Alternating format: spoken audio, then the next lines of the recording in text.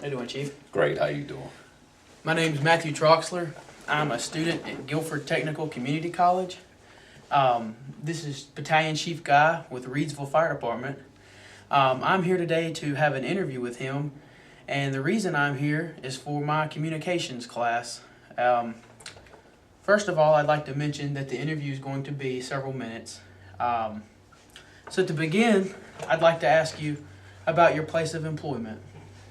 I am employed by the City of Reedsville Fire Department, and I've been employed here. This is going on my 30th year, and I am 6 work shifts from being retired. So my stay has been great here, and I've enjoyed my time of employment with the City of Reedsville, and I appreciate you giving me the opportunity to. Oh, yes. So you're very close to being done, huh? Real close. Very close. Good. Okay. First of all, let's see. How did you achieve the rank of chief, and how long did it take you to achieve that rank? I've been battalion chief here at the City of Reedsville Fire Department for going on 10 years, and I've worked up through the ranks, and I've taken a lot of fire classes and subjects for this job. And like I say, it's been a long journey, but it's been a great one, and I've enjoyed the challenge. And like I say, longevity has its place in coming to being a battalion chief, but it takes a lot of work and a lot of people's skill and respect from your peers also. Right. And we've appreciated you, and we all have someone to look up to, that's for sure. I'd also like to ask you, what do you do on a day-to-day basis as a battalion chief? I'm pretty much in charge of 3 shifts, so my thing is I'm pretty much an overseer of the shift, and I'm pretty much an assistant to the chief of the fire department.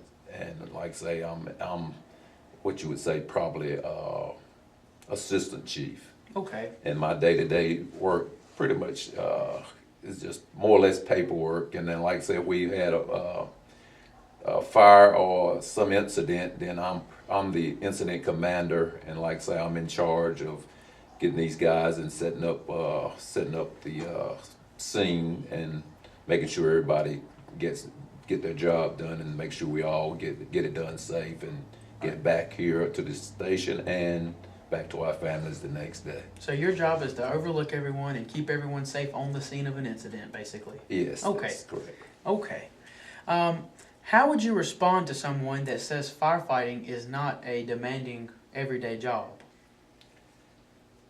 Well, it's depending on what their reason for saying it is, and like I say, it's as far as being a demanding job.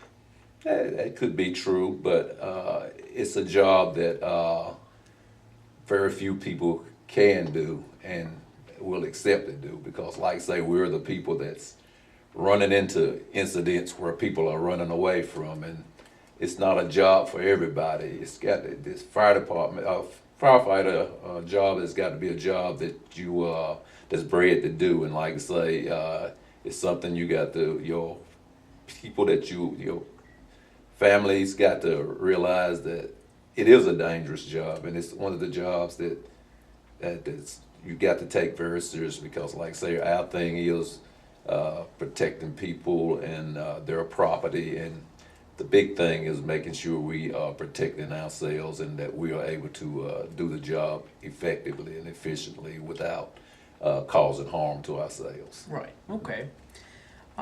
Another question I'd like to ask you is, if you knew before you were a chief what it would take, would you have chosen a different career path? No, really, throughout, even from a younger age until I've got on, because like I say, I've had different jobs, and I've always wanted to be in a position where we could go out and have a responsibility of helping people and making sure everybody's, when we go out, make sure everybody's safe. And like I say, it's always been my aspiration was to be a fireman. Okay. So it would just, and I knew it was going to take hard work, and like I say, everybody always said, why would you want to be a fireman? I want to be a fireman because that is what I just wanted to be. And it's one of these things where, you know, you were gonna be out to help people, and it was just a excitement to know that you could help people. And like I said, even though it's dangerous, it's a dangerous job, but it's really not a dangerous job Right. if you do it correctly. So you knew what the risks were, but you enjoyed helping others, therefore you do it every day. You lay your line on the line for others. That's right. And Okay. like I say, it's one of those things that it's just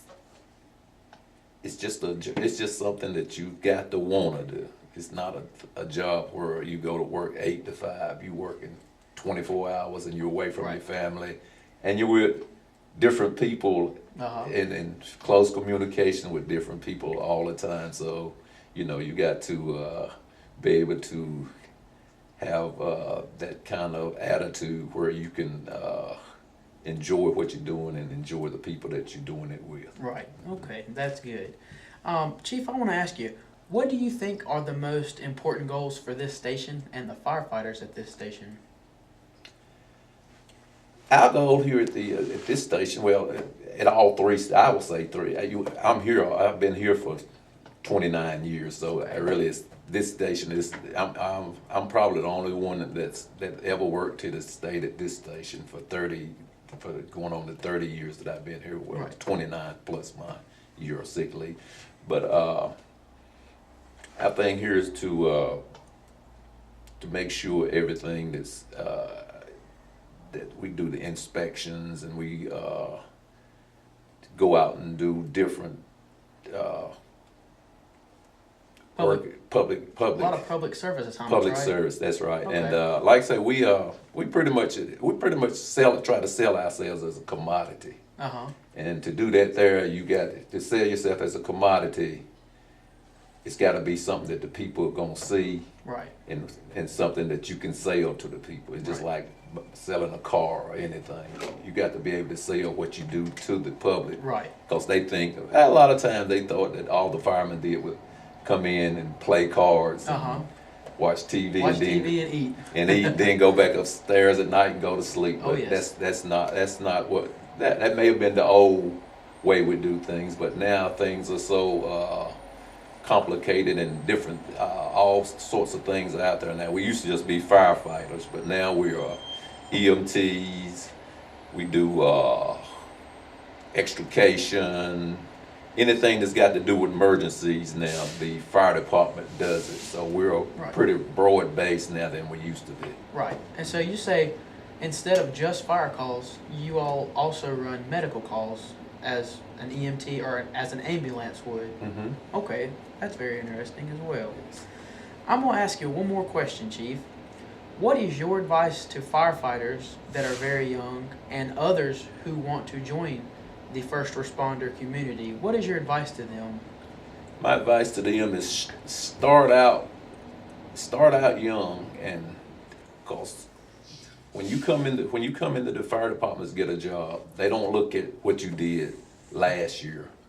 They go back all the way through from the beginning, all the way down to elementary school, all the way up to where you're at now. So my thing I would tell the young firefighters now, get a good education, get a good start on being a firefighter by taking firefighter classes, which are given at the high schools and things now. So the thing was to go to that, take advantage of those classes while you're in high school, and make sure you keep yourself clean and spotless. Because, like I say, if you come in here and you have did something, committed a crime, or you are a person that stay in trouble, then we're gonna look at that, and it's probably gonna be one of the things that's gonna probably keep you from being an employee of the city of Reedsville. Because, like I say, everybody's in close proximity, and we got people with different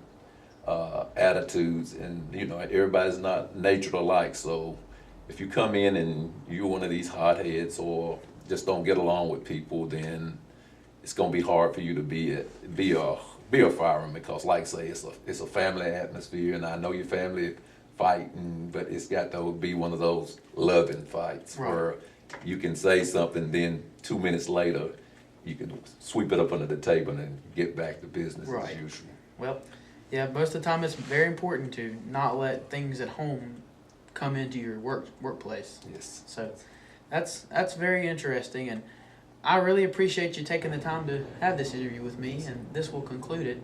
And we appreciate you for being here and your service in the fire service, and you're definitely someone we would love to, we actually do look up to, and so we appreciate your service, Yes, Chief sir. Guy. Thank you. All right, thank you. Yes, sir.